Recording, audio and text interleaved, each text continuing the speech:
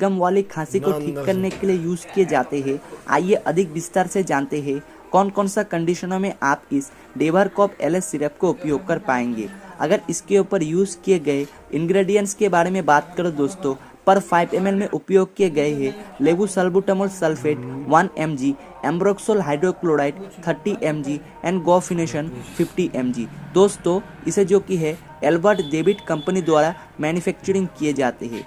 जैसे कि दोस्तों इस